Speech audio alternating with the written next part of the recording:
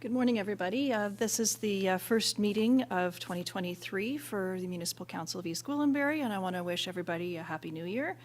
Mayor Hackson is not in attendance this morning, and on behalf of Council and staff, I extend condolences to Madam Mayor Hackson and her family on the passing of her mother, Meryl Omerod, on January 9th in her 100th year.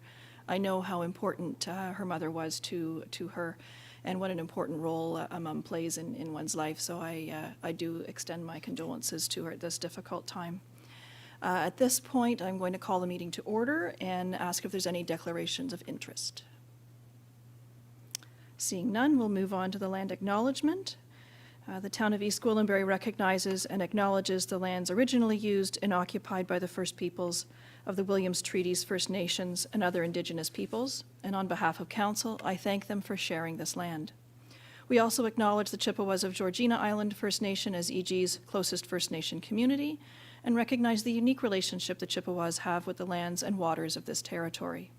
They are the water protectors and environmental stewards of these lands, and we join them in these responsibilities. We're now on item D, deputations, and I don't see any on our agenda. Madam Clerk, are there any deputations? Through you, Acting Mayor Roy DeClemente, we do not have any deputies. Okay, and then we're down to the workshop, which is a presentation on our modernization journey. Mr. CAO, do you want to kick things off for us? Thank you, Madam Acting Mayor, and welcome to Council and staff today. I too, on behalf of staff, just wanted to acknowledge Mayor Hackson's loss yesterday of her mother, Meryl Omerod, in her 100th year. And talking to the mayor yesterday and today, you know, it's quite a trying time for the family. And the Mayor of Virginia was her primary caregiver. She did have excellent care in the York Region healthcare system as well. And so just wanted to express acknowledgement on behalf of the staff team. And as a matter of fact, the mayor did indicate to me this is the first council meeting since being elected in 2000 that she hasn't been able to attend. So thank you for stepping up today as acting mayor and for council attending and business continuing. Today we have a workshop or a type of topic for the council meeting. We've populated January with some of our more strategic discussions and as well our strategic plan. Did want to acknowledge as well the young lady sitting across from me, our Director of Communications, Laura Hanna, who has returned after a maternity leave, and so we welcome her back to the EG staff team. If I could ask the clerk just to populate the screen. Modernization and business transformation really took a game-changing approach for us and many others during COVID. We were already on this journey, and I think what happened effective March of 20 is it accelerated our modernization efforts, and it accelerated them in a tremendous way, as a matter of fact. And today you're going to see a presentation made by our Deputy CAO, Mark Velchich, who is in charge of our modernization and business transformation agenda. He's been very capably assisted and co-leads this initiative is Scott McNeil, who is our contracted director of business transformation.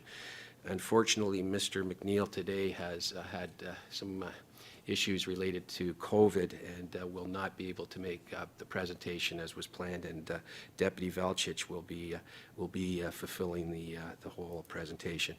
I just wanted to kick it off by showing the first slide here, and we've had some tremendous discussions early in this term of council with regards to what our strategic plan will be for this guiding the 4-year term, and our acting general manager of development services has put another hat on, her facilitation hat, with her team, and has done a terrific job in really facilitating some council discussion. And what we're starting to see is 5 key themes emerging, and this slide graphically portrays them.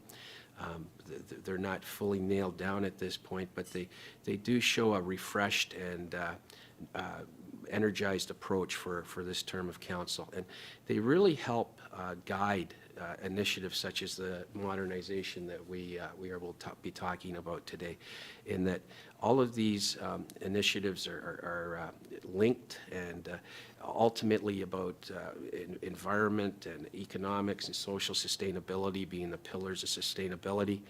And a lot of it is to deal with culture, having a culture of municipal excellence and those quality programs and services that we continue to always be innovative and improve. And on that note, I'm going to pass it over to Deputy Valchich, who is going to lead the balance of today's presentation. Thank you, Mr. CAO. Thank you very much, Mr. Webster and Madam Acting Mayor and Council.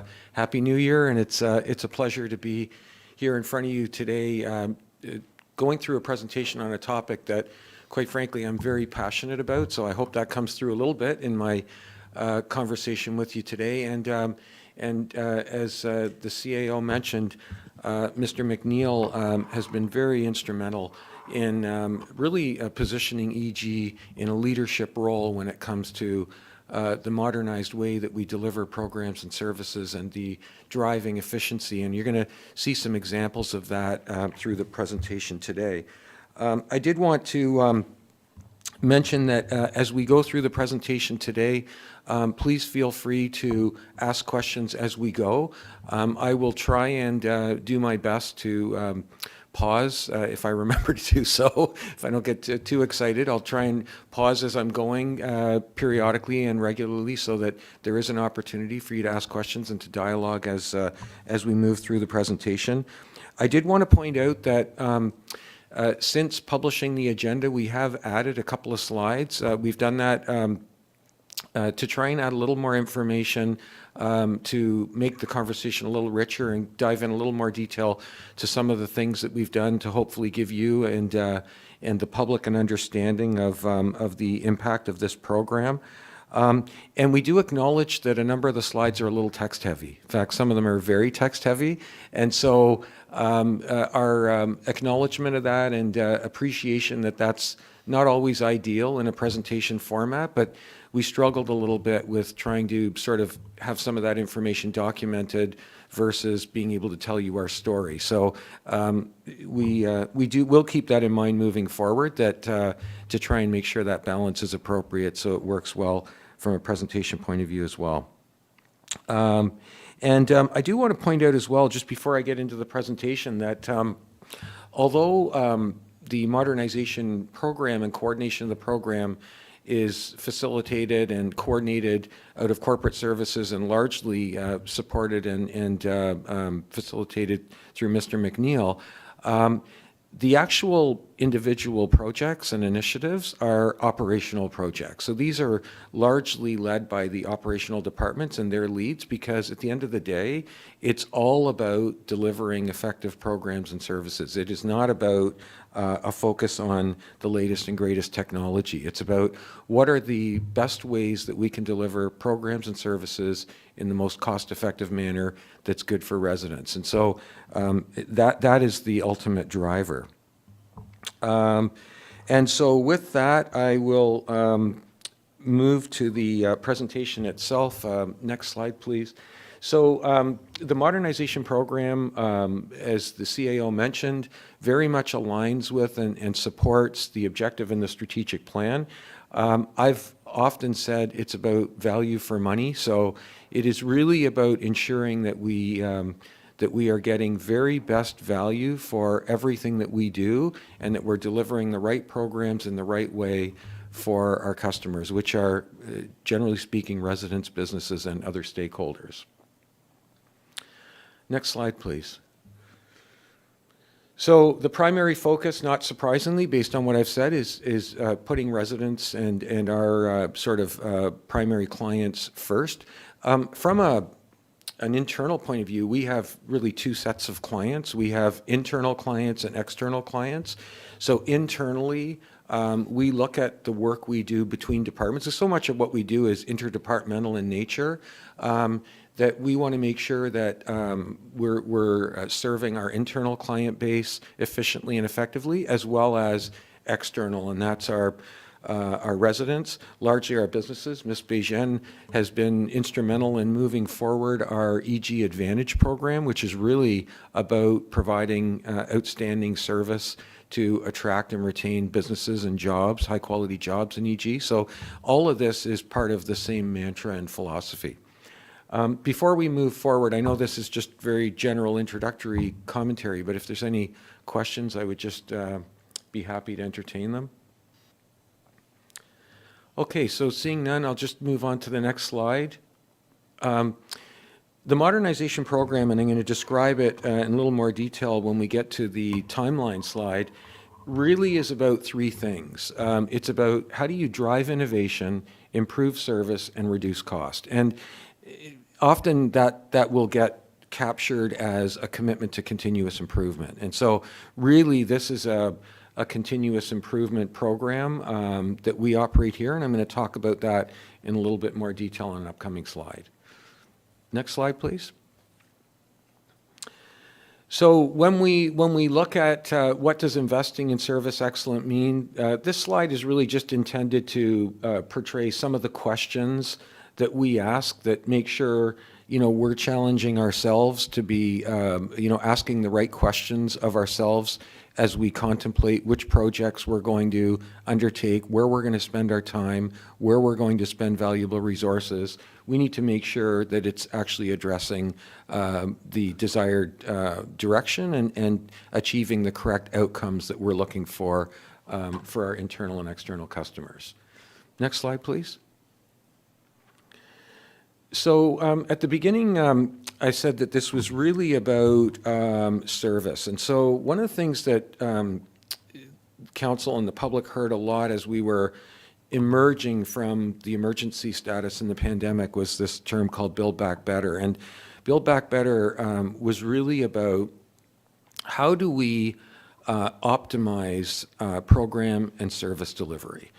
And our modernization program, which was initiated formally back in 2018, early 2019, is all about that. It is about program and service delivery. And so although technology is important to that, the technology, to be clear, is an enabler.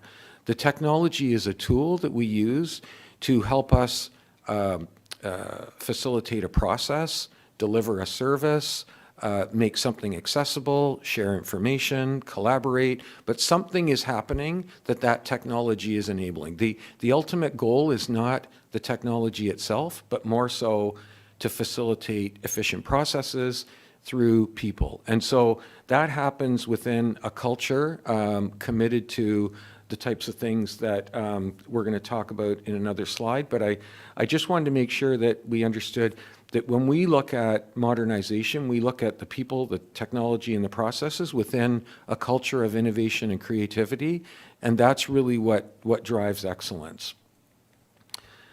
Next slide, please. So on the slide now is our what we call our commitment-based culture statement. The commitment-based culture statement is something that was introduced back in 2019.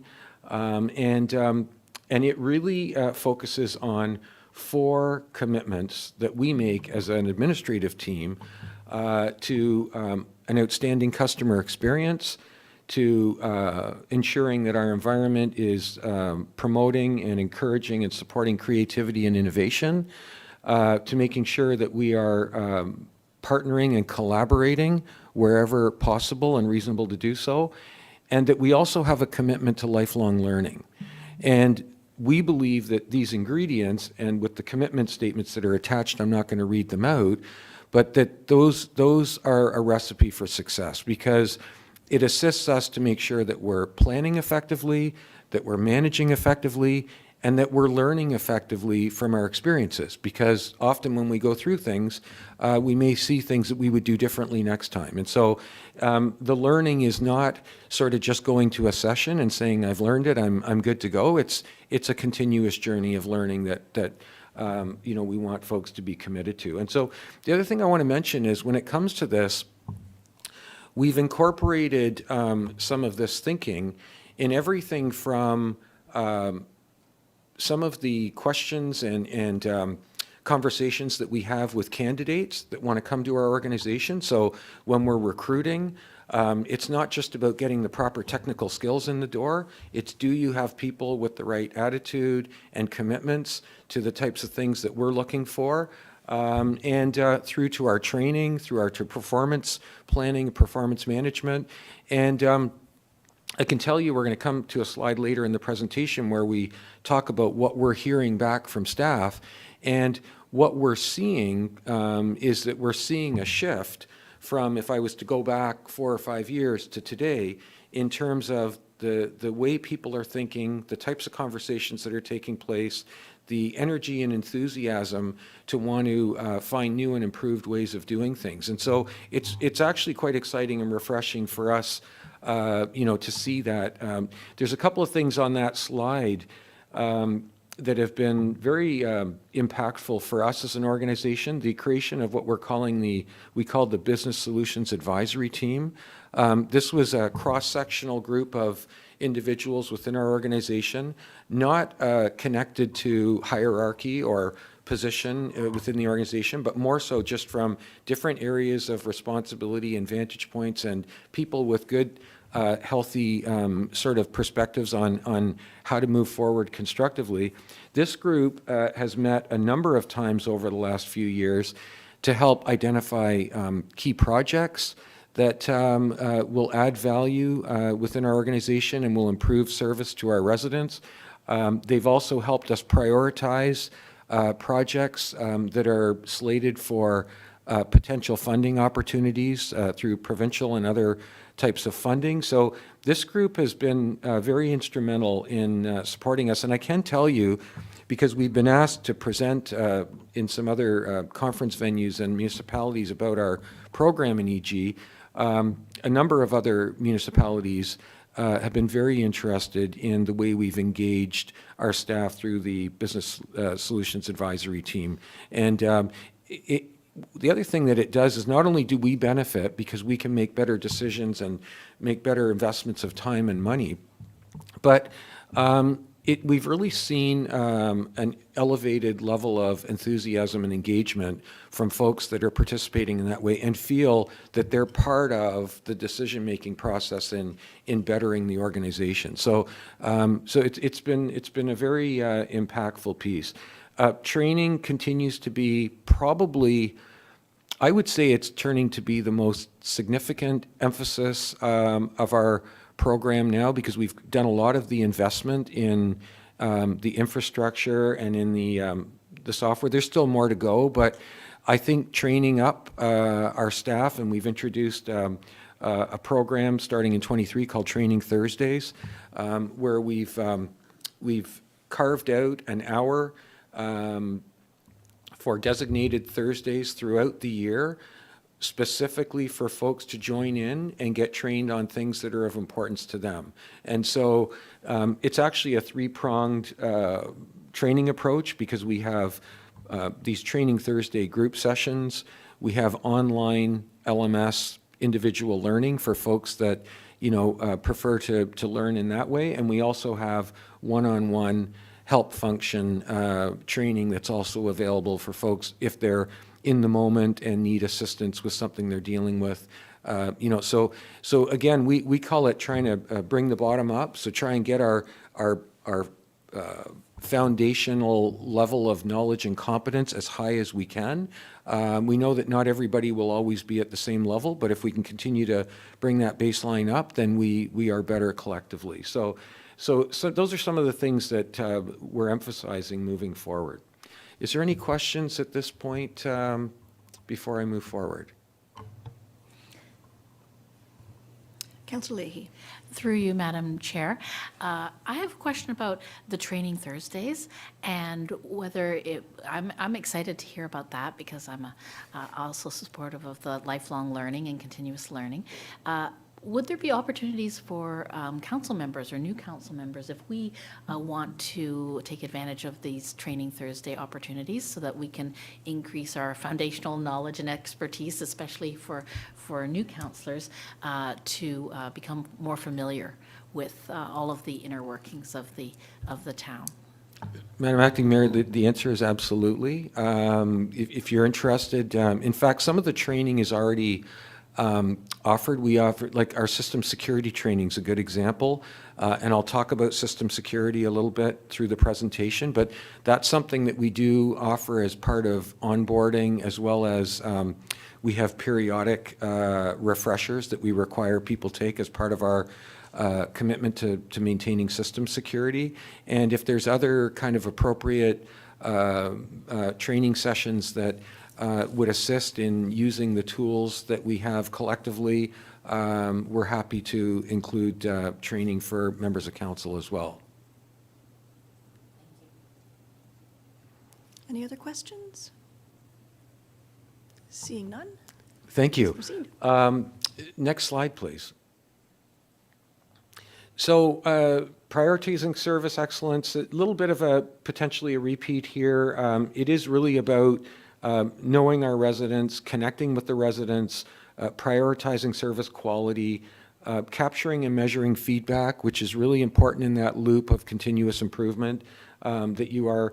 And I know that we've heard, and certainly Councillor Crone has mentioned a few times about not only getting feedback from your staff, but also from your clients. And that's something that we're certainly very conscious of as part of our program in terms of ensuring that we're hitting the mark and that we're making adjustments where we need to along the way. And then, you know, continuously improving through our experience accordingly. I'm a big believer, a very big believer, and it starts with hiring.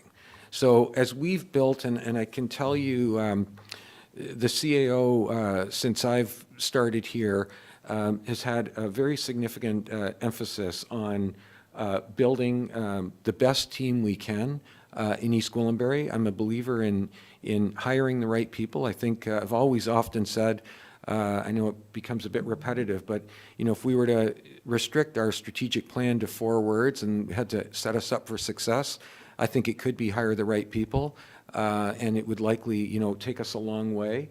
And really, as I indicated earlier with the commitment-based culture statement, that's a tool that we need to continue to use to make sure that as people are coming in the door, that they not only have the right technical skills in terms of their subject area, but they have the right attitude and aptitude to work in a creative and innovative and customer-focused environment.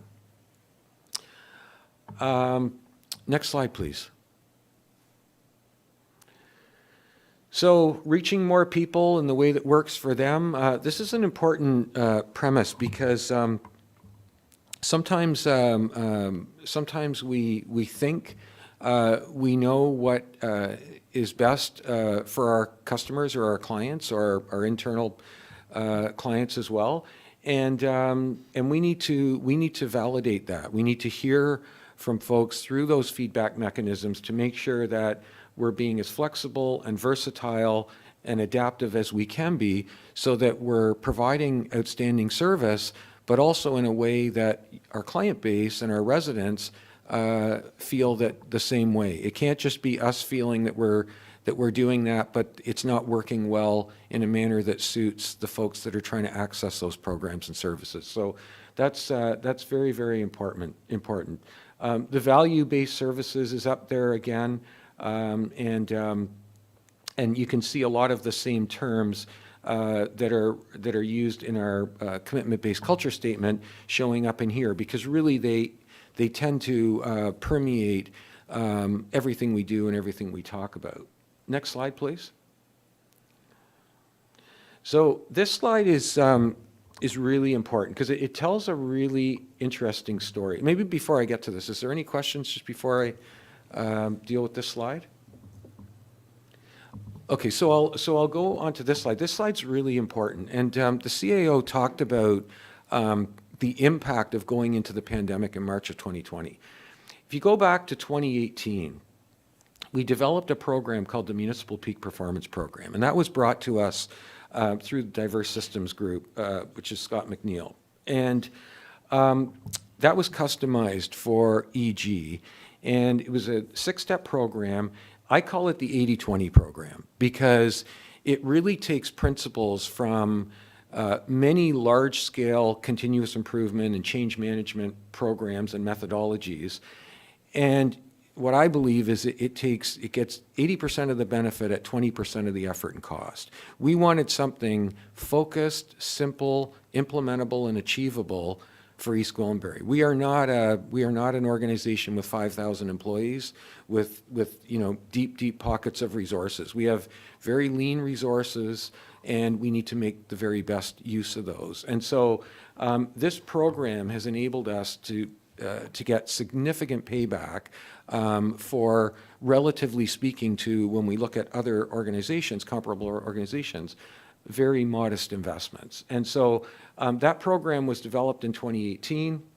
The Business Solutions Advisory Team was envisioned at that point and was put together. What we didn't realize at that point was that several months later, the province was going to prioritize modernization and was going to start to fund modernization initiatives. So we were really well positioned to take advantage of that. And so there was an initial grant of $725,000 that we received. That was used for a number of initiatives that included the library as well. But it included sort of work on our electronic content management system, as well as our website and some others. And then in 2020, there was some additional provincial money received for what was called a service delivery review. And so that service delivery review consisted of meetings and interviews and conversations from across the organization, and we identified over 300 what we called inputs. These were 300 opportunities for improvement of some form. Some of them were very large, some of them were very small or modest, but all of them were opportunities for improvement. And so that's what we've been using as our baseline to move forward and to figure out where we're going to put our efforts and where we're going to invest our time and money is in anything that on that list that shows that it will have potential payback and benefit. In 2020, in March, the state of emergency was declared, and because we were already very much in a mode of adopting a discipline around continuous improvement and modernization, we pivoted very quickly.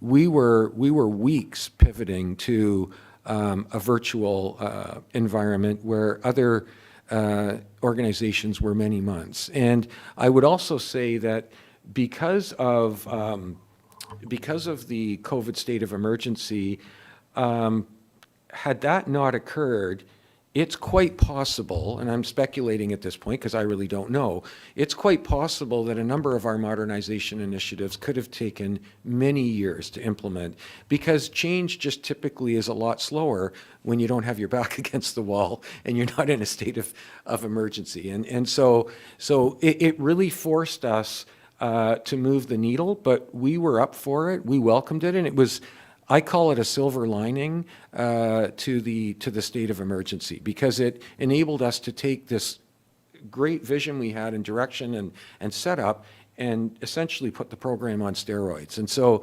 we really saw acceleration in our modernization initiatives. And then you can see there were some further intakes of provincial money in 21 and 22, I won't speak to, but I do want to mention that in 2020, our program was recognized nationally. It was recognized by the Institute of Public Administrators of Canada for innovation, and we also have been recognized provincially, and we've been asked to speak about the program in a number of different venues. So very proud to be part of it and to know that we're doing things that are ultimately benefiting East Gwillimbury and its residents. It's something we take very seriously. Next slide, please. I don't know if there's any questions on the journey, Madam Acting Mayor, if there's any questions about that. Doesn't look like it. Please proceed. All right. Project assessment framework. Just want to comment that when it comes to assessing what projects we will spend our time on or dedicate valuable resources to, including financial, we are always considering resident value. So you're going to see in a few slides some of the criteria we use, and we call it direct resident benefit or indirect resident benefit. If we can't draw a line between what we're doing and somehow benefiting directly or indirectly the folks that are paying their taxes to receive programs and services from the town, then we really have to question why we're doing that. So this is something that's very important to us as we determine where we're going to prioritize. Now, clearly, legislative requirements are an exception to that. We may not see that everything that's legislatively required has a direct impact on residents, but the reality is if it's legislatively required, then we must do it. So we do. And then business efficiency. And I've talked about business efficiency being critically important to us, because it's one thing to provide the program and service, but if you're doing that inefficiently, it's still costing you more and ultimately adversely impacting residents if we're not using resources as wisely as we can. So these are criteria that we use not only in planning, but you're going to notice to some degree in evaluating whether we're getting the desired outcomes from and payback from the projects. Next slide, please. So there's been a fair investment so far to date since that date in 2019 when the provincial money started.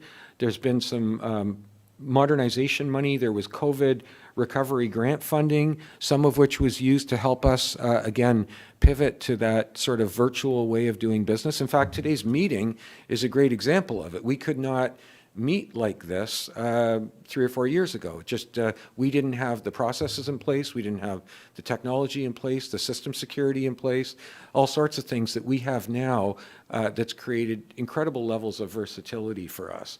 And then there's also been town funding. This has typically come from year-end. There's been an annual year-end allocation to our funding for technology initiatives and modernization initiatives. And so we've dedicated about 700, and then there's 300 proposed in 2023. I will say, when we do get to the budget, Mr. McNeil and I have looked at what we've used in 22 and what we've got available to carry over into 23, and I'm projecting that that number of 300 will likely drop to 200 when we get to the budget process. So I guess what I want to point out is we try very much that if we don't need the resources, we're not expending them because they exist. We spend what we need to deliver on high quality results. So that number will likely drop when we get through the budget deliberations.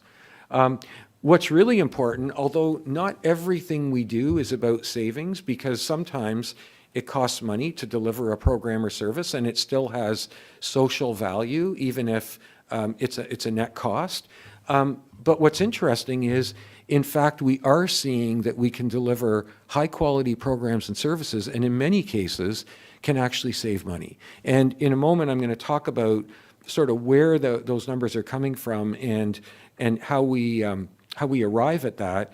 But I do want to point out that the numbers are quite significant, and we do expect those to continue to grow. Any questions before I carry on? Okay, next slide, please.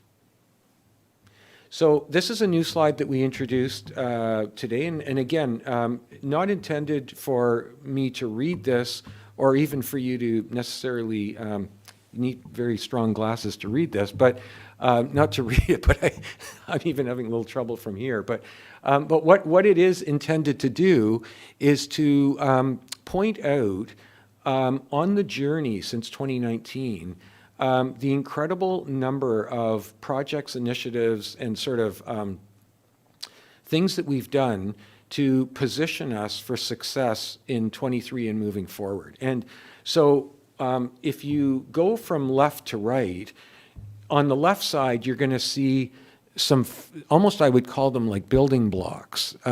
Things like, what's our change management strategy? What does our, service delivery, the service delivery review exercise we went through that identified where those opportunities are.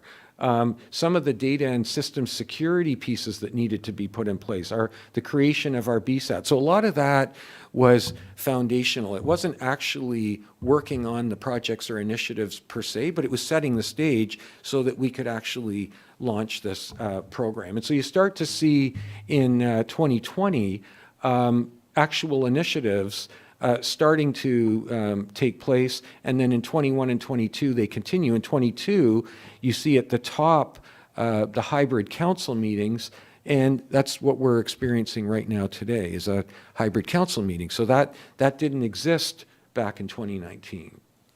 And then as we move to 23, what's interesting on that sort of column in 23 is we see the capital technology investment being potentially much less than it's been for the last couple of years, because we've made some pretty significant investment in portable devices, in some of our software. There's still more to come, but a lot of it's been done. We've changed our, the way that we store and access data, and so now we're going to start to see, based on training, that investment on the people side and on the process side. So of that triangle I showed earlier, the people, process, and technology, as we start to continue to invest in the people and in the process improvement, we're going to start to get more value out of what we've done to date, but it's not necessarily the same level of investment in the technology. A lot of that has taken place. Not 100%, but a lot of it. So I think that's just gives you a high-level sense of where we've been and where we envision ourselves going. Is there any questions, Madam Acting Mayor, just before we proceed? I don't see any from the floor. I did just myself want to ask, so at this point, I sort of think of this as we talked about it as a journey, and I think this slide sort of shows us the speed at which we've been traveling, and we had a burst of energy in 21 and 22, and we're starting to slow down a little bit in 23 as far as how much money and the kinds of projects we're doing. What's the end game? What does this look like moving forward? We've spent $2.5 million. We've recouped about 40 or so % of that. What does that look like at the end of 2024, 25? What's the vision for that? Thank you for the question, and I know we've talked about this before. It's a great question. It's a really important one. What I envision is there's a couple of major initiatives that we're continuing to roll out in 23. So our customer relationship management system's a big one. So that's going to be a big piece in 23. We're now entering the records management phase, and I would call it the value add process improvement phase on our electronic content management system. We're also continuing to do work to enhance the use of our applicant tracking system, which is CityView, largely used by our building department. We see ourselves being able to get better integration and use by incorporating more application by our engineering department, by perhaps our parks area, and by our finance area as they integrate all of their responsibilities and duties into that applicant, so that sort of cradle to grave sort of vision of what starts at the beginning of the process and how does the process end. So right through all aspects of that applicant coming on board, right through to finalization, construction, and sign-off, that we've got sort of integrated data management right from start to finish. And so I would envision, Madam Acting Mayor, that through 23 and probably the first part of 24, those will be priorities. What I envision in 24, I don't have a crystal ball, but perhaps around the mid-year or Q3 of 24, doing an updated service delivery review. So I would like to see in 24, where are we relative to the 300 or so items we identified back in 19? How's that list looking? Is there anything new? Because sometimes when you're on your journey, new things pop up. It's almost like, when you're sort of doing something around the house and you've got a plan for the kitchen, and then when you're halfway through, you go, you know, now that I'm looking at it, we really could use this, this, and this as well. And so this is no different, that as we move along, what's really interesting, I will say, is as our employees become more informed and better equipped to use the tools, they also then come up with new ideas on how they can better use those and how processes can be improved. So I'd like to see us in 24, probably in Q2 or Q3, do another updated SDR, and then that would really give us some information upon which deciding where does the program go from here. Does that help? Yes, it does. Thank you. I'm not seeing any other questions. Okay, so next slide, please. So benefit realization. And we've just put a little definition here about values. Next slide, please. So there's two main categories of benefit that we try and define when we're looking at these projects and initiatives. One is what we call the qualitative benefits, and these are sort of what does this do for somebody's experience? What does it do in terms of ease of access? Is it preparing us for business continuity? Business continuity is a really interesting one. I will suggest that in 2019, because at that time we were getting ready to look forward to opening our ops center, and there was a lot of emphasis on the ops center having our primary emergency operations center, our EOC. And then there was a fair amount of discussion about where is your backup EOC? So if the primary is unavailable, where's your backup? And so we have a backup designated. And then the question is, well, what if the backup is out of commission? Well, now we have infinite EOCs. It's a virtual EOC, and so we can operate EOC from anywhere. And I can tell you, in some of our mock exercises we used to do, and Councillor Foster will remember this, is that we would have a session planned, and the odd time we would call it somewhat randomly, and folks our EOC members would be en route, but would be sort of not connected to the EOC because that happened once you got in the room. Everything was physically in the room. Well, now you can be doing that from the time you're getting up and getting ready to get out of the house to en route. You're connected, and by the time you get to that room, you're already up to speed and briefed and productive and active. So the way we do business now is much different. And so that's an example of tremendous qualitative benefits. Data security and resiliency, this one's really important as we've become information rich and data rich, and it wouldn't be too far as we would look into even the headlines in today's news of what's happening at the University Health Network, what happened last week at Sick Kids, and I can go on about organizations that are dealing with whether it be breaches or whether it be breakdowns in information networks. It's very disruptive to operations and can be very costly. And so I know that there's an interest in the questions about that we've had raised to us already about why is licensing the amount that it is in the operating budget? Because on the surface looks significant at $360,000 and so on. And so part of that, quite frankly, is because it's a deliberate decision, and in part is data security driven. Because by using licensed products, cloud-based services, that security is essentially outsourced to those very large and much better resourced providers, and they can do a lot better job at securing that than we can here. Now, we also have a number of security measures as well, and we actually follow very similarly to what you see in our physical public safety plans. We have 3 lines of defense. We have education programs, we have prevention, and we have response through cyber breach response. So we follow that same methodology.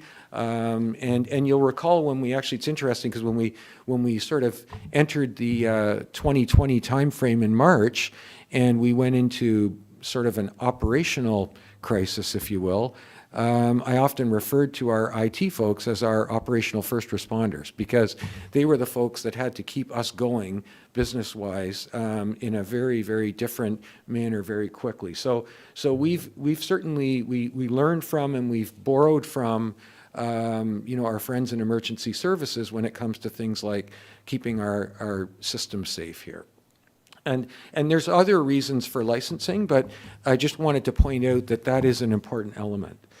And then if you go over to quantitative benefits, we've looked at things like time savings. So a good example of that would be in accounts payable authorization process. Traditionally, a piece of paper would come into the organization. It would be put into some sort of interoffice envelope. It would be put into a mailroom. Somebody would take that from the mailroom to another desk. Somebody would put it on their desk, and it may or may not get lost in a pile of paper. And then it would get signed. It would go back into the mailroom and back to AP, and it would be processed. And at times, if that document was misplaced along the way, and that can happen, then we would be contacting a vendor and asking for a replacement, et cetera. And so that was sort of a very typical and traditional process. Now that document comes in, it's scanned, it's imaged, it's communicated electronically to the approver. I get them on my phone. I literally can approve it no matter where I am, no matter what I'm doing.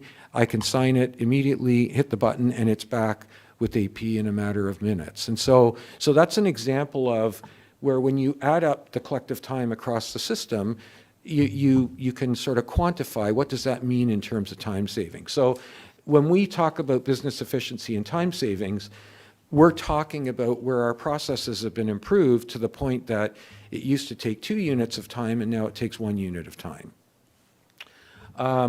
And there's also, in some cases, cost avoidance to the initiatives that we look at. Carbon footprint's an interesting one, and I know, in meeting with Councillor Crothers, we talk about, the importance of the environment as a point in everything. And if you remember back to the first slide, that's had now an increased prominence in our strategic areas, the 5 areas of focus there. And so we've actually gone and measured, as a result of creating a hybrid workplace, what impact does that have approximately by reducing the amount of travel that staff are doing? Forget about productivity, which is actually we've seen go up because people are taking time that they would have spent traveling, half an hour. In some cases, we have employees traveling 2 hours plus a day. And so now you take that time, it becomes a combination of productive time and or reduction of carbon emissions due to travel, and it's significant. 36 metric tons a year that Chris Ross was able to calculate based on some assumptions of travel time. So some of our modernization initiatives are also having very real and positive impacts on the environment, and we're delighted about that. So we're going to go to the next slide, and these slides are broken into, sorry, is there any questions on that last one, Madam Acting Mayor, just before I proceed? Councillor right. Crone, were you just adjusting your headphones? I thought I saw your hand go up. Okay, good. All right, anything else? No, please proceed, Mr. Thank you very much. We categorize benefits into direct and indirect resident benefit. It's not scientific. There's some judgment included here. So, some of them may have a little bit of both, but we try and categorize it as best we can. And from the previous slide, there was a list of numerous qualitative and quantitative items.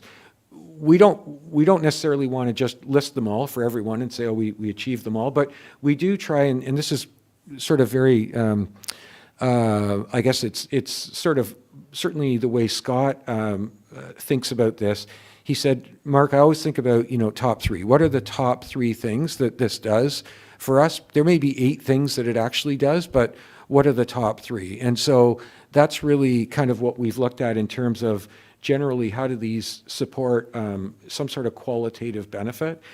And the quantitative, I just want to explain a little bit about how we arrive at that. So there's a couple of ways we arrive at that. One is we actually dialogue and survey users just to get an estimate of what they believe is the impact from process prior to change and process after change. And we also rely a little bit with input from our expert service providers and our vendors, because they've done dozens, if not hundreds, of these installs, and they have a pretty good perspective on what the impacts will be. And what I will tell you, and it was interesting in chatting with Councillor Crothers on Friday, is sometimes a tendency might be to say, oh, I save 8 hours a week, and that might be an embellished, it might be an embellished figure because you're just elated that things are simpler. What I can tell you, when we look at the feedback we get, in most cases, we take what folks are telling us and we cut it in half. And we do that because we want to have a realistic and conservative estimate of what are we actually experiencing in terms of real savings in time. And these wouldn't necessarily be to one individual. It might be across the organization. It's difficult to quantify. If I save 8 minutes a week and everyone else saves 8 minutes a week, then collectively it might add up. But one individual, it might not be impactful, but in aggregate, it makes a big difference. And so that's something I just wanted to explain how we arrive at that. The other question you might ask is, so if you're saving all these FTEs, why are we not reducing staff? Like, why not reduce staff? You got all these FTEs you're saving. I don't understand what you're doing. Well, I would suggest the answer to that is, as the fastest growing municipality in Canada in the last 5 years, you've not seen our staffing grow at the fastest level of any municipality in 5 years. And the reason for that is because we're doing business differently. And so what it allows us to do is it allows us to take on more, grow, and at the same time decelerate the rate of adding new resources to our complement. And I'm not suggesting that we don't need to think about adding resources, because as we grow, we do need to add resources. But you don't get to be the lowest relative taxes in the region by 10 to 15% by accident. It's by design. And so the modernization program is a major reason why we're able to run as efficiently and leanly as we have. Mark, can I stop you there for Yes. a second just with a question? So earlier in the presentation, you mentioned that there's about savings of 1 million to 1.2 million. Here we're seeing a savings of 7.7 FTEs. Are those are different numbers? So we've saved money and people time, or are those combined? Thank you for asking that. When I talked about the 1 to 1.2, that's a cumulative savings, because we've had cumulative investment and cumulative savings. So on an annual basis, we're starting to see savings in the neighborhood of several hundred thousand, $500,000 to $700,000.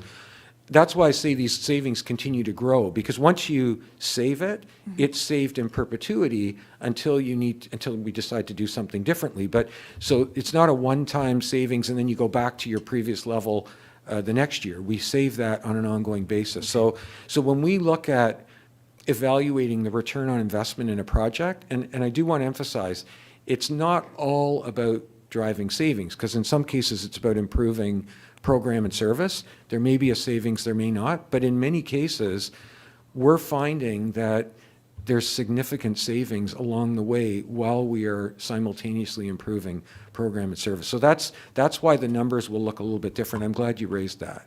Thank you. Anyone else have questions? Councillor Leahy, go ahead. Thank you, through you, Madam Chair. In terms of measuring these benefits. Would you speak more to, for example, the website? It's easy enough, I assume, to count the number of marriage licenses, et cetera, but how does one evaluate and measure the benefits of the website in terms of usage and satisfaction from residents? Thank you for the question, Madam Acting Mayor, through you. There's a couple of ways. First of all, in terms of the FTE and time savings, that comes from essentially two elements, and certainly our communication staff will correct me if I'm wrong on this, but it comes from two areas. One is the ease at which we can maintain the actual website, and so there's because the new website is more modern, better designed, better technology, maintenance of that website is easier, so therefore less time consuming. And also, with the addition of self-serve options, it means less requirement on staff to respond to inquiries because folks can essentially go on and self-serve. And you're going to see an example of that in just a couple of minutes, because we've added some additional slides, Madam Acting Mayor, on specifically the website and online payment service, because it'll actually show a little bit about how that project is coming along, because that one's having a real positive impact. In terms of the resident satisfaction, and I'll let Ms. Gandhi, because she has been the one leading the website implementation and the online payment provision with finance, will come up and speak to this in a little more detail in a few minutes, and perhaps can speak as well to what moving forward we're doing as well to make sure we're gathering resident feedback in terms of level of satisfaction with the actual processes and tools that they're using, because it's really important that we know that our residents are finding it as easy as possible to utilize the tools that we're providing. Not seeing any other questions. So with that, I will not go into a lot of detail on here. What I do want to say, just generally, is you're going to find that some of the projects on here have fairly small investment and what we'll perceive to be, small FTE savings. But in those cases, what's incredible is percentages. The paybacks are very significant. So I'll give you an example. The CO2 smoke detector mobile solution is an example of where previously inspections were done with a portfolio and a pad of paper and a form, and you'd go out and do that. We'd come back. There would be some sort of process to data enter that into an information system for tracking, for analytics, for reporting. And so with the development of this portable tool, not only can now an inspector go out and have that data entered on site, on premise, but it also, in their hands, on their laptop or their tablet or their phone, is access to an incredible amount of additional information. So instead of carrying file folder around, I can look and see, was there an issue? When was the last time this was this location ever inspected? Was there issues last time there was an inspection? And so there's a lot more intelligence to make that inspection process more meaningful. So not only are we now enabling the inspectors to do more inspections in the same amount of time in a year, but the quality of information that they have access to is better when they're on site. So this is one of the ways that we're trying to work with operating departments to make their job better, make them more effective in the field with what they're doing, because really, it's where I was saying earlier, it's not about, sometimes Scott will use this, it's not about chasing the shiny object. In terms of technology can be kind of flashy sometimes, like, oh, I want that latest gadget. It's actually not about that. It's about what makes life better for individuals in our organization that are providing service either internally or externally, and how are we supporting that? That's the driver.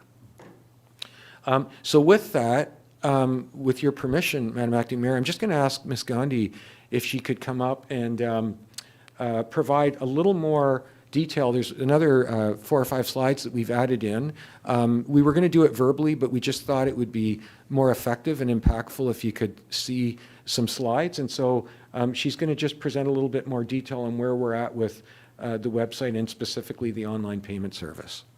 Okay, thank you. Before Mr. Valchich leaves the podium, does anyone have any questions for him? Okay, thank you, Mr. Valchich. And Ms. Gandhi, go ahead, please.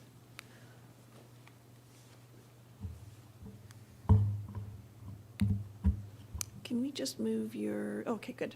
Thank you. That work? I was just trying to make sure that your feed was I want to catching be your able to face. look at you. Yes. And not the screen. Not the back of your It's always computer. a bit of a, it's really discombobulating. Anyway, good morning, Madam Acting Mayor, and, oh, thank you, yes, vertically challenged. Good morning, Madam Acting Mayor and members of council. So this part of the presentation is really to talk about what the user experience is for an individual who wants to come to our website. Ultimately, that's what it's all about. All of these changes and what we're doing really contribute to user experience and ease of access to town services. So that's sort of putting it simply, but I think meaningfully.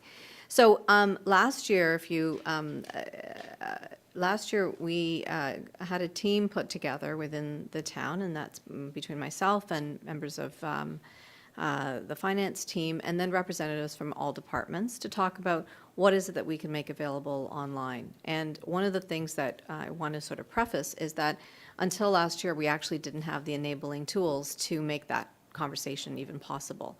So we didn't have a new website until 2021, and we didn't have the Paymenta software sort of interface that we needed to have to enable the types of transactions that we now have available online. So what you see in front of you on this cover screen is an online service section of our website that is now available. Last year, this wasn't even possible. We didn't have all of these services available online. So there's been, I would say, a sea change really in terms of what we've been made, what's been possible because of that enabling technology that I just mentioned. And so next slide, please. So the online payment, just as background, I just mentioned that we needed to have the enabling technology in place, the website, the new eastgwillimbury.ca website, and Paymentus, a contract that we needed to have established. And that contract didn't get established until early 2022. And then with this group of people, we started talking about, well, what is it that we want to make available or can make available online? And we started to look at, well, where do we have some demand areas where there are routine transactions that we can make possible, available online? And we also wanted to, as a priority, replace the credit card authorization form that was put in place during COVID. So some people may be aware that we actually had a form, a PDF form, where somebody would fill out their information, their credit card information, then they would fax it back to the municipality or take a photo and email it back. There are all kinds of security risks associated with that, and so our priority was to eliminate the use of the credit card authorization form. I also just wanted to, before I go any further, I wanted to acknowledge that in developing this presentation, we worked quite closely with our finance team, so both Warren and Val. And so if I am either saying something incorrectly, or I invite them to speak up through this presentation, and I'll pause for that to happen. And so this was something that was motivating us to certainly increase the availability of service and in a secure way. And then the other thing that we needed to look at is, are these payments easily calculated? So is there a sort of a set price that we can establish for which then we can have an automated process established? And so that was another component that we took into consideration. I also want to point out that there are two different processes. It may not, it's really sort of a bit complicated, but really there are two different processes. One is through VATM, which is our back-end finance system, where payments are directly processed through that. And then another one is through our Paymentus system, that's the interface I mentioned earlier, where we actually utilize the online form that our new website has capability of enabling, and that connects to a Paymentus system. I'm going to walk you through those user experiences so you're a little bit more familiar with what that looks like. This is just a bit of a timeline on what we've done since January of 2021. In January, we launched the online account access to tax and water account history and transactions. That's where you could look up your bill. You could see what type of balance that you had available. In September of Oh, sorry, next slide. There we go. Okay. I'm going next slide over here. I'm not synced. Sorry. So September of 2021, we launched an e-billing approach for water. And then e-billing was launched in January of 2022 for property tax. At the end of the presentation, there are some numbers that support this. And I'll also speak to the feedback component that Mark mentioned earlier. In June of 2022, we had the online payment for water, property tax, and pet licenses. And so that was available so you could actually pay your bill online last June for water, property tax, and pet licenses. Now, all of those three systems use the VATM interface that I mentioned. And then we turned our attention to what we could do through the Paymentus system that I mentioned. So that is where we made available the online payment for burn permits. And that's actually eased a lot of the demand through customer service for that and the customer service team. And then in August, we made available the online payment for parking tickets. And in early this year, in this quarter, we're going to be, the bulk water payment is going to be made available online. So all of these things have been happening. I would say there's been, almost 100% change in what we had before and where we are going. I'm just going to walk you through, before I proceed, are there any comments, or I invite our finance colleagues to correct what I may have spoken incorrectly? I hope not. Councillor Carruthers. Sorry. So I just wanted to clarify, are we completely done with that credit card authorization form? We had issues, I guess around May when we were doing the No-Mo May and the Butterfly Way and seeking donations, and the only way to get donations was to use that form. And I think it really cut into the number of people who were willing to donate because it was a lot of work. Are we done with that form now? That's my understanding, simply for security reasons. Okay, so anyone can pay online, and when we do No-Mo May this year, we'll be able to have people go to the website with their credit card without any problems? We haven't I just wanna be established, really clear. so for each, Okay. consider it a sort of a product. Every time we do a form, there's an entire sort of process of establishing the form, identifying what it is that we are selling or making available through payment. Yeah. And then that has to go through this Paymentus connection piece, and then it is available online. So going back to the whole piece on criteria and what it is that we are trying to do, the other piece, which I should have included but didn't, is looking at products and services for which the individual would typically have to actually have physical contact with the municipality. So you'll notice that we didn't have Blue Box and Green Bin as a payment option, simply because the individuals would have to come in and pick up their Blue Box and Green Bin. And so using that same sort of approach, that would be something that we would consider potentially for the No-Mo May payment, although certainly staff are open to taking council direction on whichever approach and whatever should be in the queue. I'm going to speak in a few minutes about what is next in the queue, and we can work with council and staff as to what else we should be putting in the queue for online services. Okay, so with the No-Mo May, they don't come into the office. Volunteers from the committee go out and make sure that they are adhering to the No-Mo May rules and place the sign. So we've been telling everyone who's been participating for 2 years now that soon credit card payment will be easier. So I just want to make sure that this year we don't have egg on our face that yet again they have to do those forms. I want to make sure that anyone who wants to participate can easily do so. So I will certainly be open to having that further discussion as to timing and the steps needed for that, and we'll take whatever direction is provided for that. So Wonderful. thank you. Thank you. Perhaps I could ask a different question that's related to this. What's the lead time that staff require in order to set up that form and that process through Paymentus in order to create an opportunity? So, for example, the Environment Committee would like to do No-Mo May. What's the timeline that they need to provide staff to be able to deliver that? Setting up the form is a fairly straightforward process. We've actually established a standard operating procedure for how to establish an online payment so that it is individual It doesn't rely on sort of the individual's knowledge, and we can have something that stays in place.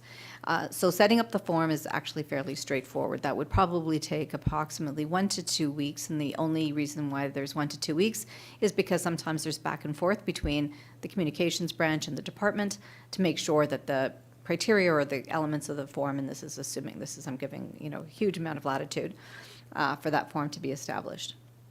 Once that form is established, there needs to be a connection point with Paymentus. That is where there is additional time. Paymentus is an external third-party provider, and their timelines are approximately 8 to 12 weeks. I can't explain why. I have no sort of knowledge as to why it takes that long, but there is testing involved. There's establishing the connection, and then there's testing. So we are working with Paymentus and will continue to challenge that timeline, but that is what we have available in terms of the timeline with the third-party vendor. And so ultimately, you're talking 2 to 3 months to have a form from, idea to being online. That seems like a long timeline in a virtual, instantaneous world. It is a long timeline. I don't disagree. And so we will continue to work with the vendor to push, to accelerate, to see what we can do. But on our end, in terms of setting up the form, that is, I'm saying 2 weeks, and that's a very generous amount in accounting for people being available to have those conversations. But it doesn't take us long to do. And now that we've done it a few times, it's sort of a repetitive activity. There is a module on the web content management system called Form Builder, and so simply it's pretty much a plug and play. It's not very difficult at all. Councillor Carruthers, you've noted that for the Environment Advisory Committee, they got to get at it now for May. We are meeting tonight, and I just wrote a note to make sure Okay. that's on the agenda. Any other questions before we move on to the next slide? Is there Seeing any none? other comments from my finance colleagues? I just want to make sure I'm providing accurate information. Radio silence. Mita, Okay. I can speak to that, Mita, Yes, go if you ahead. would like. Go ahead, Ms. Adema. Just an update on the Paymentus. When we signed the contract and agreed with Paymentus, our timeline was a couple of days. Industry issues and labor issues have caused them to not be able to fulfill their timelines. They are working with it. We are negotiating with them and are in constant contact to speed up those timelines. The expectation is that we will have that connection done within their original commitment of a couple of days. We're just experiencing some issues similar to supply chain. This just happens to be labor and technology related on their end. Thanks, Ms. Adema. Thank you. Okay, Ms. Gandhi, go ahead, please. If we can go to the next slide, please. So I initially talked about essentially there's 2 routes to the payment system. This provides a little bit of a level of detail, but I think it's helpful to know. So once somebody is on the online portal, and they can either go through the individual payment type that they want to go to directly by typing it in the search bar, or they arrive at this online portal page, and then they click the item that they're interested in. So I'm using the burn permit as an example. You would click the burn permit. It would take you to the recreational fire permit form, and then that would take you to the online portal. So you see at the top right-hand side, the recreational fire permit page. That's where you would put your name, address. You would also confirm that the nature of the burn permit meets the requirements of the recreational fire permit conditions, so certain size, distance from any other type of structure, et cetera. And then it would go into the fire payment process, and then simply the payment would be made and the fire permit would be issued. So it's a fairly straightforward process. So the other route is through Paymentus, and so if you wanted to pay your property taxes, you would then be routed to this other page, which is on the top right-hand side of this screen. And that is the system that is used to pay parking tickets, pet licenses, utility bills, and property tax. And so all of those are available through that particular system. We have two systems because one system cannot do it all, and so that's why we have the Paymenta system and we have the VATM system. Ultimately, we're trying to get as much availability and flexibility to residents so that they can pay as many bills as possible online. So those are the two systems that I just wanted to highlight, and just some in terms of users, the registered portal users, and that is for the property tax and pet license and parking tickets. That is over 6,000 users, 6,600 users as of December 31st of 2022. A number of about 1,700 bills have been paid through the e-billing, and about 1,100 in the property tax. The percentage of accounts are noted on that slide, 17 and 18 respectively. And then the number of online payments received is about 1,325. So these numbers are I think growing. we need to advance the slides. Thank Oh, you. I'm sorry. I'm trying to do this telepathically. Not working. Anyway, so this is just some numbers, and we continue to track to see, how we're doing with the numbers. Going into what's next, I mentioned bulk water. Next slide, please. Bulk water is scheduled to go live. We've already gone through the discussion of what goes onto the form and worked with staff to make sure that that's correct, and that is now in queue. There's also a request for lawyers' compliance letters and search requests for a septic plan or property survey. These are fairly simple requests with a straightforward dollar amount for which we haven't had any type of online capability, and now they are in place. Going forward into the future, we're looking at the potential for road occupancy permits, pool permits, accessory apartment applications, and special events. So there's a number of other different areas. The group of us that have been meeting on a regular basis, I will be passing the baton over to Laura. We'll continue to have this conversation and to discuss where we go next with all of these areas. Through 2022, since this is relatively new, we haven't been doing sort of large-scale communications, simply because we want to make sure the systems are really working well, and we want to make sure that we are, addressing any kinds of challenges. There have been none that I'm aware of, and so part of our efforts for 2023 is to increase communications and promote the online services. We'll be able to come back to you hopefully this time next year to be able to say that there's been a dramatic increase in the take-up of the online services. Before I sign off, I just wanted to speak to the feedback component that Mark mentioned earlier. With the new customer relationship management software, when a service call is completed, there would be an automatic email that goes to residents. Part of that will include a feedback mechanism so that residents can provide their feedback on whether or not they were satisfied or not with the services that they obtained, and that's part of the CRM software that is being launched in the foreseeable future. The other component of the CRM piece is that people will be able to actually, for some service request types, actually go to the website and submit a service request online, as opposed to contacting the customer service team by phone.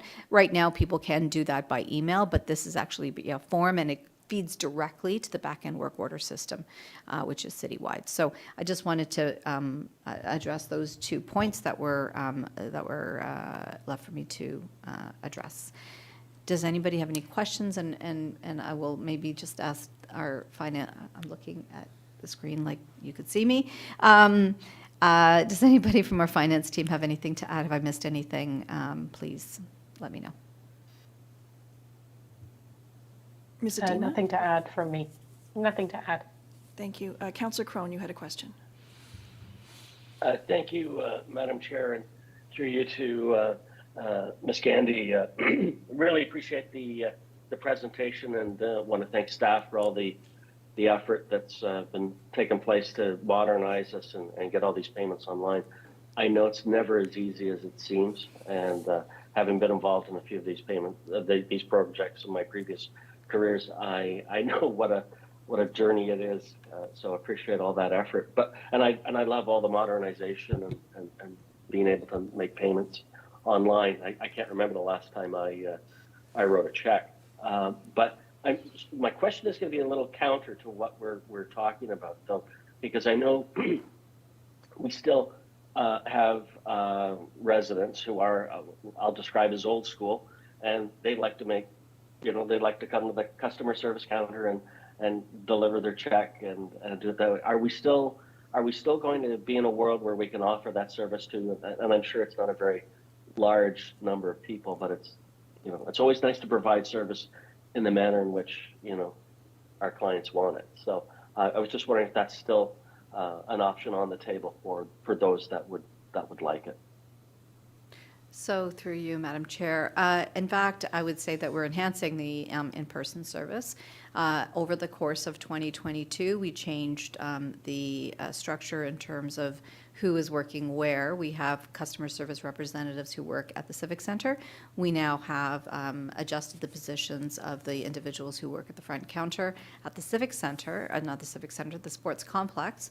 And those individuals also report to customer service now. So they are now customer service representatives. They get the same training. They know they have the same back-end system awareness. They rotate in through to the customer service center where possible at the Civic Center. And so our intent is to have as seamless a service provision system as possible, so you don't necessarily even have to come to the Civic Center to do the transactions. And so we've been working on that sort of, in a very incremental approach. The part-time staff who work at the sports complex, we hired through customer service, and then one of the positions that was the front service, customer service desk, a person who worked at the customer service desk at the sports complex is technically, or actually now, reporting into customer service. So our intent is to make sure that you can go into whatever, this is our vision, that you can go into, that there is no wrong door, that there is no wrong phone number, that there is no wrong way of contacting the municipality. You do so in the way that works for you. The benefit of the customer service desk at the sports complex also is that there is weekend service and weekend and evening service as well. So if anything, I would say we're extending and expanding the availability of in-person service to residents. That's awesome. Thank you so much. No further questions, Madam Chair. Councillor Johns. Yeah, thanks, Madam Chair. Through you, I just looking for clarification on, from a payment perspective on property taxes. Looking at the online portal, it appears that you could theoretically set up payment for property taxes using a credit card now, and I don't think that was possible previously. Is that the case now, that you could actually make property tax payments using credit cards? Through you, Madam Chair, I would, the answer is a yes, and I would actually defer to our finance colleagues to provide additional information on that. Ms. Adema, can you provide some insight? Yes, through you, Madam Chair. You can now pay your property taxes through the online payment option. There is a transaction fee associated with that. So back in February of 2022, we updated the credit card payment policy that was previously designed in line not only with the costs associated with accepted credit card payments, but with our previous merchant agreement of how we could accept credit cards. So there is quite a cost associated with it. If residents do want to pay their property taxes online, they are subject to a 2.25% transaction fee, and that is charged directly by the payment provider. It doesn't come through the town. They do that credit card processing for us, and they send us the net amount. That being said, we didn't know really what to expect for property tax payments, and we are surprisingly receiving quite a volume of payments through that method. So people don't seem to have an issue with that if they have that option. They still do, of course, have the option to come in to pay at the Civic Center with no surcharge, to pay through their online banking, their own banking system, with no surcharge. So we do have all the options available. Councillor Johns, go ahead. Great, thanks. And follow up, so just clarification is that it from receiving standpoint on the funds, it is the net number we receive, and that there's no deficiency in the dollars that we're receiving. That's right. Yep. Okay, great. And I think that, receiving the deputation and I reading ahead in the slides as they were sent out to us, and then hearing the presentation, and understanding that you did go through the review of the policy in February of 2022, I do think that it is something that I am going to reflect on, the ability that for residents to be able to pay their property taxes using credit. I think that one, obviously, ease of use is important. I think that I'm looking forward to being able to reflect and hearing some thoughts and opinions about folks who are being stretched. Well, I'm sure that they're looking forward to receiving points, but the fact that you are noting that there has been quite the uptick is also something telling to what is going on in the community as well. So thank you. Just further to that, actually, thank you for raising this, Councillor Johns. The 2.25% transaction fee, I would hope that is well advertised when someone goes to pay that property tax bill, so that people are aware of that. There's no surprise. But I guess even more so, I'm heading back into the annals of history, and we had that conversation about being able to pay your property taxes at the customer service desk with your credit card, and staff at the time had said that was risky and that we didn't want to put people who are already at a disadvantaged perspective to be put at further risk by indebting themselves in high credit card rates, high interest rates, and so on. When did that mindset change? What was that shift that took place? Through you, Madam Chair, I can speak to the first piece in terms of, yes, it's advertised, it's noted in the transaction piece, so it's very clear. I will defer to my finance colleagues to speak to the other component, as I believe it was a component of the decisions and the changes to the policy that was brought before council last February. So I'll defer to my finance colleagues. Ms. Adima, are you able to speak to that? I believe Mr. Marshall's going to speak to it. Okay, Mr. Marshall, are you there with us? Oh, I see your hand now. Sorry about that. Okay.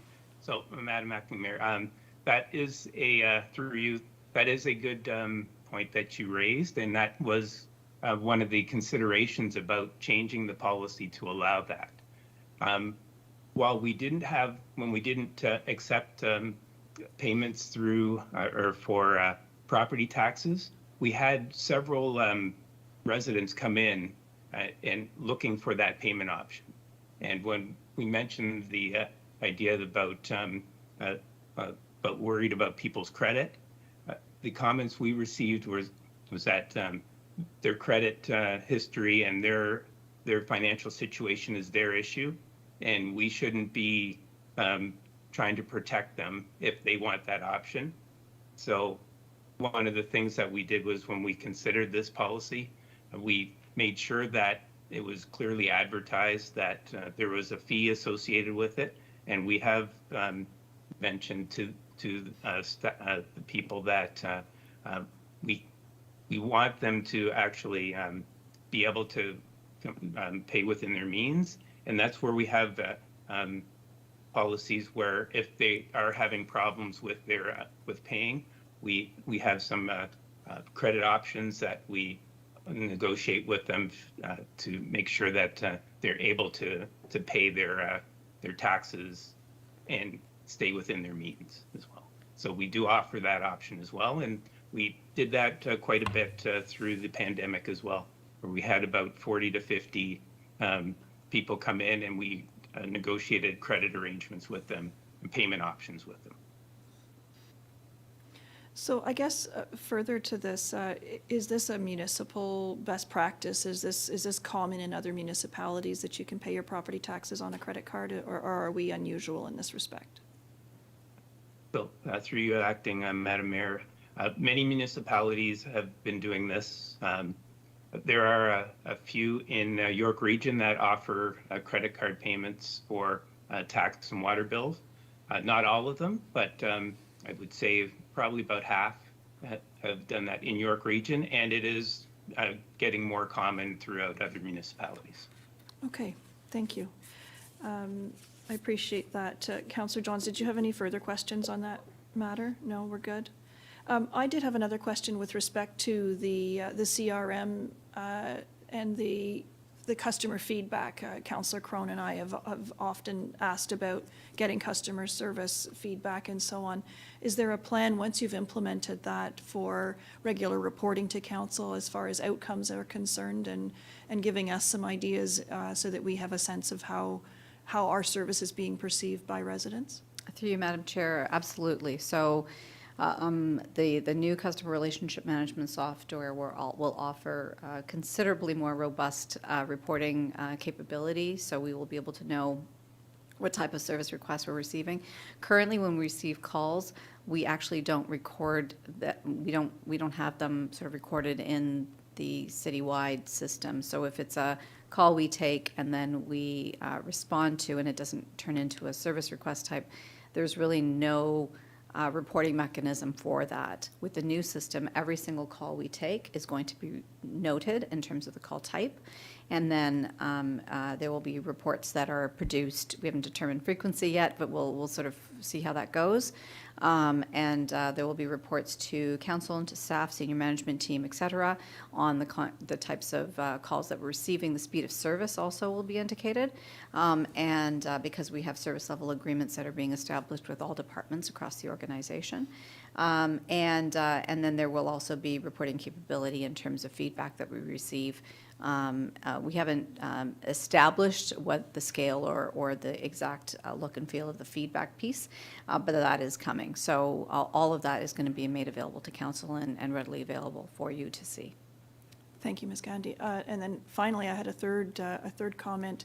You mentioned that we had two payment systems. I might argue that we actually have a third, and that's iReg, that's through our Parks and Rec department. And that system is one that some of our committees have used as a bit of, I call it a workaround, but for example, when the Arts and Culture Advisory Committee had their art sale, it was basically a sale that was made through our Parks and Rec as a program, so that we could take those sorts of payments and not have to wait 8 to 12 weeks for something to be set up. How does the functionality of, which is a very well-established system that we've used for quite a number of years, I think it even predates Mr. Karmazin's time here, how does that integrate with the work that we're already doing from a modernization perspective, and how we're managing customer service and that sort of thing? So I stand corrected through you, Madam Mayor, Madam Chair. So here's a couple of things. So the online payment page also has a link to the iReg system, so that's ActiveNet. And so that is another way of payment for certain types of services. I think as we have sort of a new product type, it needs to be determined whether or not it should go through the form system or whether it should go through iReg. It will depend. I think we used iReg or the ActiveNet system in many cases because we had no other payment capability. And so we will determine, based on a case-by-case basis, what would be the appropriate route. The potential fourth system is also CityView, because CityView has not finalized its implementation, and there's the potential for integrated payment there too. I don't have the depths of details to be able to speak to that, but that might be another area. Every type of this group that we sort of started on, I would say fairly on an ad hoc basis, has actually become quite robust in terms of advancing what we're trying to do from an online payment process. And so at every meeting, there's a discussion of what do we need to do next, and does it meet the criteria we're looking at, and then also what system would make sense for it to go through. So there is a bit of a vetting process for determining what we have available and what we can put on and what system we can use to make that possible. I might suggest that if you're struggling with your one payment group, that there is a well-established and very functional system that's already in place that you could use as a workaround. Yes. Thank you. Any other questions before we move on? Seeing none, what's our next step, Mr. Velchich? Thank you, Ms. Gandhi. Thank you very much, Ms. Gandhi. It was actually, I hope you found that useful. We introduced that after we'd sent out the initial presentation, thinking it sort of is probably something that's a little bit more relatable by members of council, and it's an issue that you likely hear about from your constituents, and so I'm really glad that we had the dialogue that we just had. So we'll go to the next slide, please. So I'm not going to spend a lot of time on this. It's more samples of projects that we've either implemented or in the process of implementing, and some of the savings. The largest one on there is the electronic document management system. That's our SharePoint software system, and that has really dramatically increased our ability to collaborate on document preparation.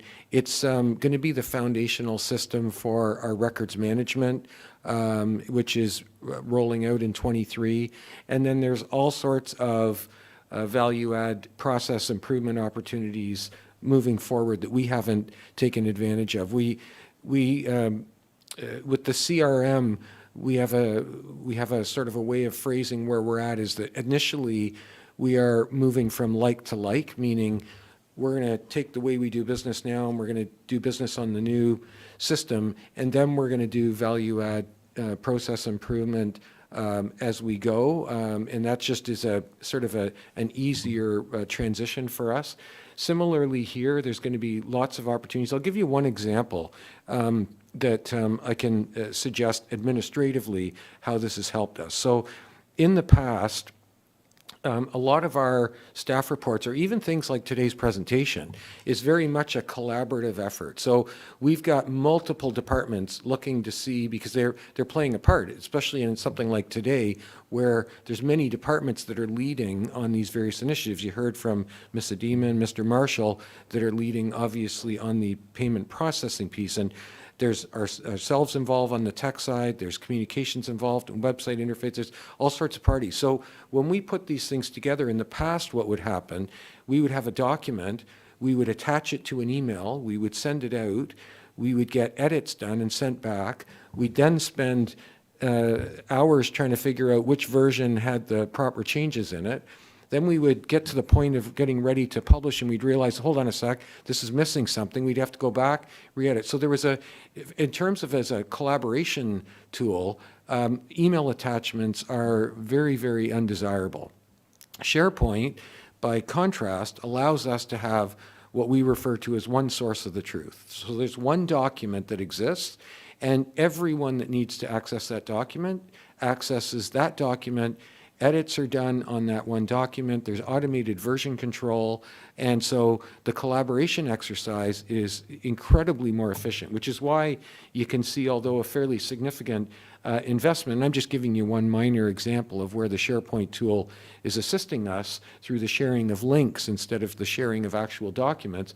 But you can see that we're going to see significant time savings and efficiency improvements as we move forward. So I'm not going to go into anything else on that page other than to say that digitizing paper records, I will just point out, and I know you've heard this before, but just as a reminder, what we've done so far is we've transferred approximately 900,000 electronic records into SharePoint. That's a significant amount of information. So that would take up a lot of filing cabinets and closets of paper. And so those electronic records, and by contrast, I will say that just a few years ago, when we ran a report on number of electronic documents we had in the system, we were seeing a number around 650,000. So it's not surprising that data and information is exploding exponentially. So how we manage that, where we store it, how we retrieve it, how we figure out what to dispose of and when, it has become, in some ways, a lot more effective with electronic documents, but it's very different than going to the paper filing cabinet and filing through and saying everything dated this date or older goes in the shredder. And then when you try and find documents, trying to figure out which filing cabinet you have it in, et cetera. So just retrieving information on SharePoint as well. The clerk's office can certainly attest to this. We get things like freedom of information requests in and so on. It's very difficult to go out and source documents that exist in paper form, and the amount of consultation you have to do, the amount of searching you have to do. When they're electronic, because we're organizing it deliberately as they're being stored, there's keyword searches that can be done, that we're retrieving things much quicker than we used to be able to do. So anyways, enormous benefits to a project like that. The second part, after transferring those 900,000 electronic records, is we do still have a whole host of paper records that the organization keeps. That's what we're referring to as our digitizing of paper records or digitizing of forms initiative. I will say that, again, because we want to use our time and our resources wisely, we're being very deliberate about, do we really need to digitize everything? And the answer is no. In many cases, there's paper records, we know they exist. They will potentially get to a point of being past their retention period, and they will simply be discarded. And as new records are being produced, they're being done electronically. So we're not necessarily digitizing for the sake of it, but if it does show that it has value and that it makes sense, then in those cases, we are moving those paper records to digital. And in terms of things like paper processing or applying for an application for something or purchasing a service from the town, enrolling in a course or program, in those cases, having digital forms available and not just sort of paper forms that people have to fill in is something that we are making sure we're prioritizing. Next slide, please. So what are we hearing and seeing? This is just kind of put in here out of interest to let you know that we do very much keep our ear to the ground, both internally and externally, in terms of what are we hearing, and not just what we're hearing, but what we're seeing. What types of conversations are taking place? Do we see people collaborating in a different way, and so on? So we are certainly seeing the level of staff confidence growing. We're seeing a much more personalized customer experience, and you heard a lot about that earlier, about people being able to transact or acquire programs and services in the way that works for them. It might be digital, it might be in person, it might be different ways, and we want to make sure those are available. As we move forward, I think it's going to be really important to focus on increased analytics. So the question was asked about how do we know, the level of satisfaction of residents, et cetera. Well, as we start to now capture data and information in a more meaningful and organized way, then the reporting that comes out of that, the analytics and the information that we can provide both at the administrative level and to council for your information is going to be improved. And I think that's really important. And you saw, I mentioned earlier the term one source of the truth. It's up there in the second row of comments there. That's, again, and it's sort of an information management vision that you only have one place where the truth exists, and we don't have conflicting information in 4 or 5 places that we're trying to reconcile. Next slide, please. So where are we going from here? 23 priorities. We certainly see continued resident-facing services, and Ms. Gandhi and Ms. Adema and Mr. Marshall talked about the payment processing, which is a good example of that. We want to continue to provide training for our staff, so the solutions training that suits their learning style. One of our systems that are in place, we don't have any short-term intention to change it or replace it, but is our HRIS, our Human Resources Information System, and payroll processing through ADP. We've got on our radar pretty significant opportunities for better use of the system and the information and technology to support that functional area.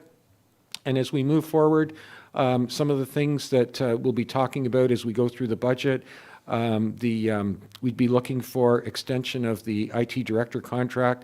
I see 23, I know last year I had suggested 2 years, and I think there was a desire to say, let's do this 1 year at a time. But to your point earlier, Madam Acting Mayor, I see us getting into 24, getting a lot of these large initiatives sort of well implemented and at least starting to be operational, and then an updated service delivery review to really assess where we're at and what does the roadmap look like moving forward. So those kind of tie together, and there is a proposed budget investment in 23, but I think you're going to find it's going to be a little bit more modest than it was in 22 as we build on some of the things that we've already invested. And I think that might be it, except for thank you, and I'm happy to take any other final questions you might have, and really do appreciate the opportunity to share this with you and with the public today. Councillor Crone, you have a question.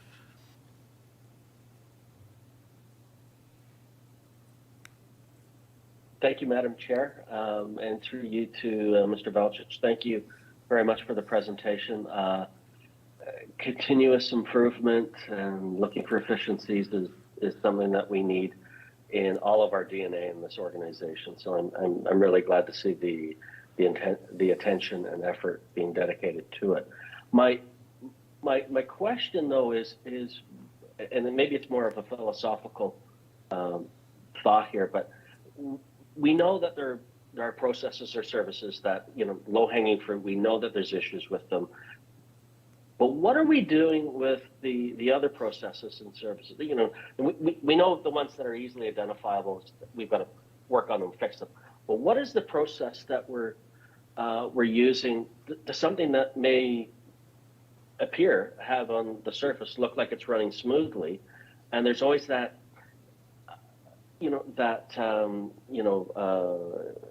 easy reply, well, if it ain't broke, don't fix it. So, but what do we do to validate something that we could look at that, hey, on the surface, it looks like it's running fine, but is it still meeting the original objectives? And, I throw out, for example, I'm not picking on it, I'm just using it as an example, like the fire permits, for instance. We know that it generates some revenue for us, but is it still meeting its original intent? Is it helping the fire department better do their job? Is there a process or a thought behind looking at our processes or services that on the surface look like they're functioning fine, but maybe we need to validate just to make sure that they are still doing what they were intended to do? It's a very long-winded question. No, I really appreciate the question. In fact, it's a great question because I'll answer it in a few different ways. I think one of the things that is important is influencing the way that people think within your organization. So if you look at the commitment-based culture statement under creativity and innovation, there's actually a line in there that talks about encouraging, challenging the status quo. And so part of this is this old adage about, well, we've always done it that way, it isn't broken, don't touch it. Sometimes you need to question, why are we doing it that way? Does that make sense? And it essentially challenge the status quo. So I think part of it is answered by what type of cultural mindset do you expect, and do you support and encourage throughout all of your staff? So rather than people going on autopilot, which can happen, people do the same thing, over and over. Sometimes all of us, that's the way I made my toast yesterday, I'm going to make it that way again today. But what's interesting is when we met with, as part of the Build Back Better exercise, and I can tell you, Ms. Tara Lajavardi and Margot Bégin and myself did a lot of meetings with operating departments throughout the organization. One might think that creativity and innovation just resides say in the graphic design department, or in the, the program department where they're putting on new creative and innovative program offerings. What was really interesting to us, to your point, Councillor Crone, was talking to folks that were facility operators or roads operations, about saying, if you were to stand back and do your job a little bit differently, is there anything you would do differently? How would it look if you? And so I can tell you, several years ago, I had the opportunity to go out for a tour with Grant Stevenson in one of our trucks, and it was in our roads area. And that was prior to our whole modernization push. And at that point, Grant was explaining to me how they go out and inspect the roads and how they identify where potholes are. And, he had his pad with him and he was making notes. And I said to him, is there anything you would do differently, like if you were doing your job? So he was just explaining how he did what he did. And at the time he said, well, I've heard about this software that they have that you can use that would make our detection and tracking and reporting of areas for work orders much more efficient. Well, we've actually moved to improved technology in our roads operations and in our road maintenance.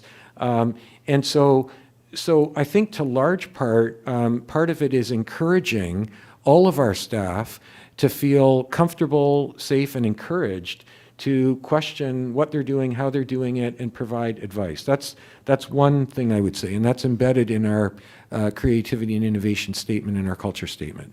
The second piece is for us to look at indicators, because often there's small indicators, some people call them red flags, but there's things that come up, whether they're through customer feedback or whether it's somebody saying, I don't know why I have to, takes me 10 minutes to do this or do that. And so sometimes by us paying attention to feedback that we're getting externally and internally, we also can start to say, hey, maybe we need to look at those processes a little bit.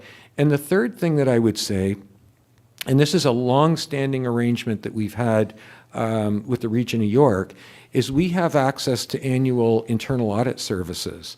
We aren't at a point where we have an internal audit department, but we have a very cost-effective arrangement with Region of York, and their internal audit department comes in.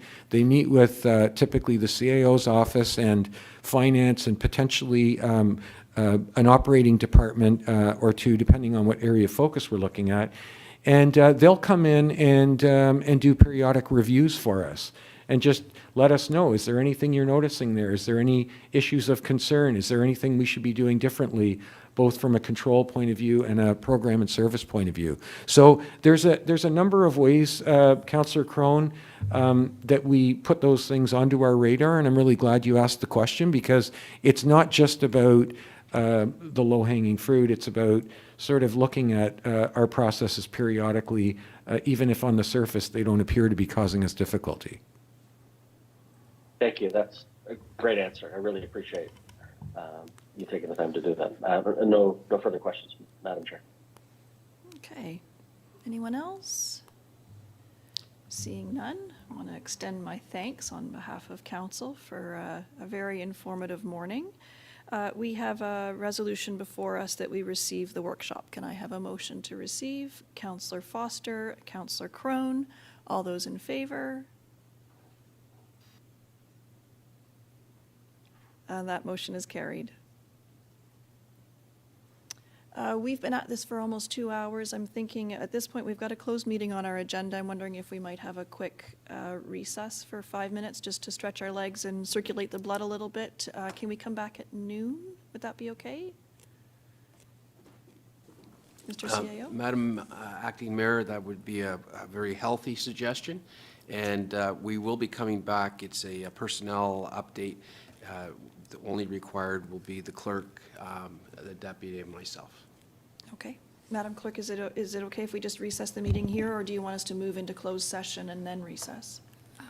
It's really up to council's pleasure at this point. We can break and go into closed session at noon, whichever is your preference. Okay, let's just recess here at this point and come back at 12 noon. Thank you.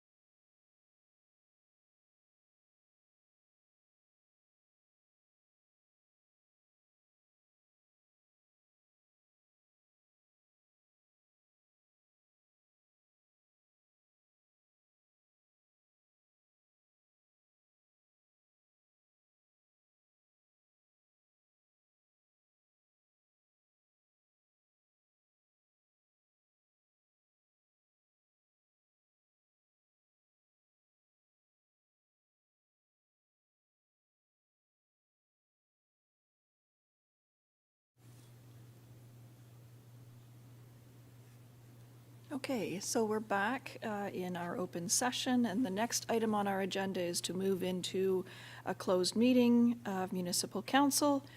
Be it resolved that council proceed into a closed meeting of municipal council at 12:04 PM to deal with the following matters: a personal matter about an identifiable individual or individuals under Municipal Act Section 239-2B, personnel update. May I have a motion? Moved by Councillor Leahy, seconded by Councillor Johns. All those in favor?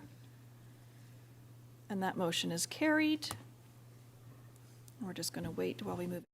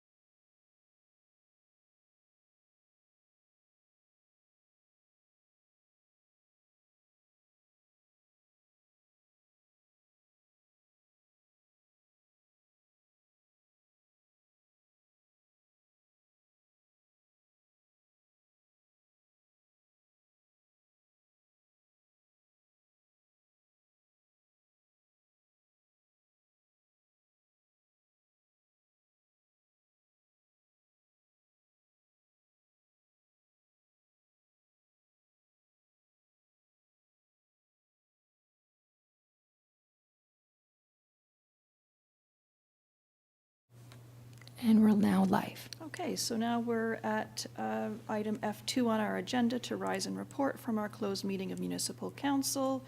Be it resolved that we rise and report from closed meeting at 1:04 PM, and that we endorse all directions provided to staff at the closed meeting held on January 10th, 2023. May I have a motion? Moved by Councillor Leahy and by Councillor Johns. All those in favor?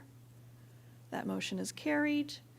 And then we need a confirming bylaw, moved by Councillor Crone and Councillor Johns. All those in favor? That motion is carried. And an adjournment, be it resolved that we adjourn at 1:05 PM, moved by Councillor Crone and Councillor Foster. All those in favor? And we're done. That motion is carried.